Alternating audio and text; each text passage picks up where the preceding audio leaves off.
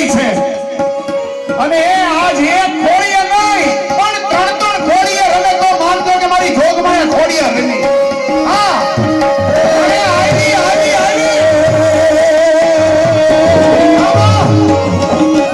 અરે મારી જોગમાં તને ટકોરો નો કરાય અને એક વાર બે વાર અને ત્રીજી વાર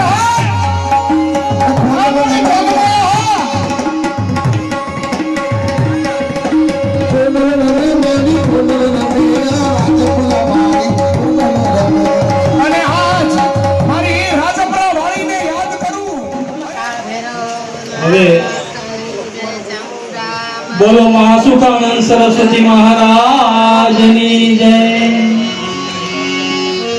माताजी ने हूँ विनंती करूँ के अँ स्टेज पर पधारे रामदास माताजी अपनी वच्चे अँ उपस्थित है અને તેઓ સ્ટેજ ઉપર પધારે છે તો આપણે એમનું તાળીઓથી સ્વાગત કરીશું જોરદાર.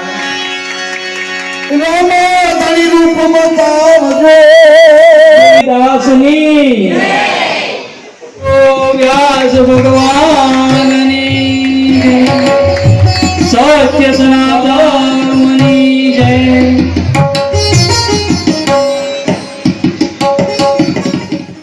બોલે સદગુરુ ભગવાન કી, ચામુંડા માત કી, કાળભૈરવ નાથ કી.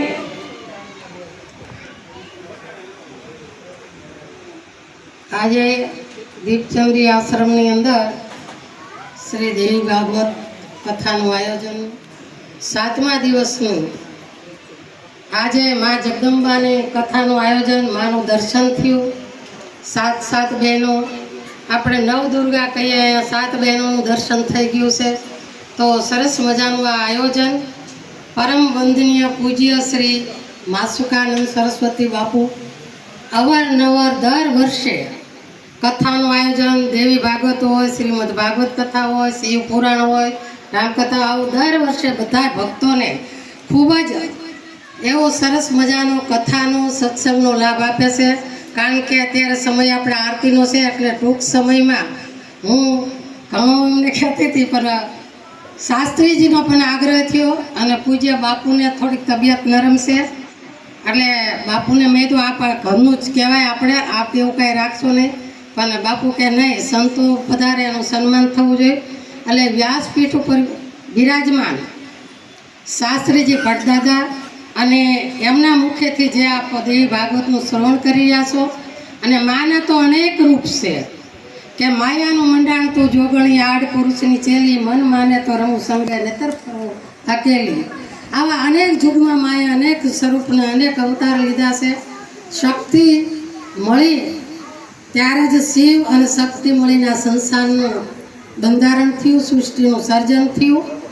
એટલે લાંબો સમય આપણે સત્સંગનો લેવાનો નથી, એટલે હું મારી વાણીને પણ વિરામ આપું છું. પણ જે અહીંયા દાતાઓ ખૂબ સેવા આપી રહ્યા છે એ બધાને કાળભૈરવ દાદાના, ચામુંડા માતાના, આ બધાને ખૂબ જ અસીમ કૃપા વરસે અને વારે વારે આવો સેવાનો લાભ લેતા રહો, એ બધાને ધન્યવાદ પાઠવું છું.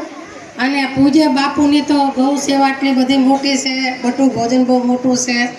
કારણ કે મારી મેં નજરે જોયેલું છે શાસ્ત્રીજી કે બાપુ વાસીદા કરતા હોય, ગાયોના વાસીદા મેં નજરે જોયેલા બાપુને કરતા. એટલી ગૌ સેવા એમની મહાન છે કે ન પૂછો વાત.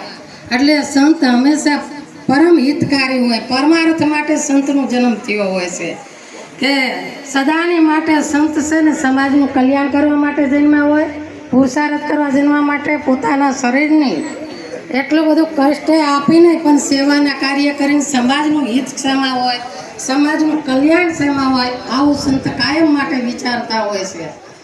કાયમ માટે એવું છે કે ભાઈ સંત છે ને પરમ હિતકારી હોય છે. કેમ ઝાડ વૃક્ષ હોય છે, સરોવર પોતે પોતાનું પાણી નથી પીતું, ત્યાં અનેક પશુ પક્ષી બધા પાણી પીવા આવે છે. ઓકે ને, ઝાડવા ફળ નથી એના ખાતા ઉપકારી આત્મા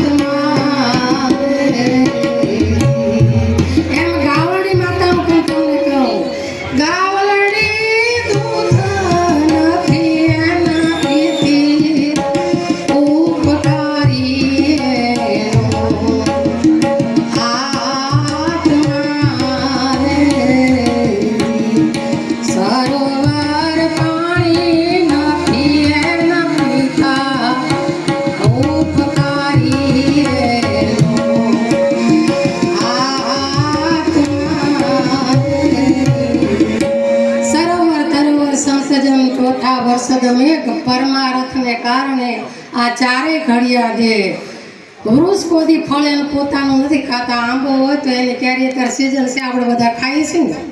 એ તાપ વેઠે, વરસાદ વેઠે, ગરમી વેઠે, અનેક વાવાઝોડા વેઠે અને એ મીઠું મીઠું ફળ આપણને આપે છે. એમ સંત હંમેશા પરોપકારી હોય છે. શાસ્ત્રીજી આપણને 7 દિવસથી આ કથાનું શ્રવણ કરાવી રહ્યા છે. એમાં આપ સર્વે ભાઈઓ બહેનો સજ્જનો ભક્તો કાંઈક જીવનમાં લઈને જજો, કારણ કે કથા છે ને તમારા ઘર સુધી પહોંચાડજો. કથા આપણા જીવનમાં ઉતરવી જોઈએ. કથા જીવનમાં ન ઉતરે તો બધી વથા તો સહેજ આપણી પડે. સંસારની વથા બધા લઈને બેઠા છીએ, પણ કથા જીવનમાં ઉતરે. આપણને શાસ્ત્રીઓ, સંતો અને વક્તાઓ આપણને ઘણું બધું સંસારમાં કેમ જીવન જીવવું એ આપણને શીખવાડે છે. તો છતાં થોડો ઘણો સમય લેવાઈ ગયો હોય તો ક્ષમા કરજો. બોલો સદગુરુ ભગવાન કી જય, ચામુંડા માત કી જય, કાળ ભૈરવનાથ કી જય. ઓમ નમઃ પાર્વતી પતે હર મહાદેવ. સરસ. માતાજી આપણને કીધું કથા એટલે શું, તો એનું ઊંધું કરો ને તો ખ્યાલ આવે. કથા, થાક, જે થાક ઉતારે ને એને કથા કહેવાય. દર્શકો શાંતિ પૃથિવી શાંતિરાપઃ શાંતિરોગદયઃ શાંતિ ભરતપદય શાંતિર્વિશ્વે દેવા શાંતિર્બ્રહ્મ શાંતિ સર્વગો શાંતિ શાંતિરેવ શાંતિ ધર્મ શાંતિરેતિ જદો યદઃ સમેહ શેદતો નો અભયં ગુરુ સન્ના ગુરુ પ્રજાભ્યો ભયન્ના વસુભ્યા ઓમ શ્રી સ્વયં સુકૃતિનામ ભવનેશ્વરલક્ષ્મી પાપાત્મનાં કૃતધિયાં હૃદયે શુભો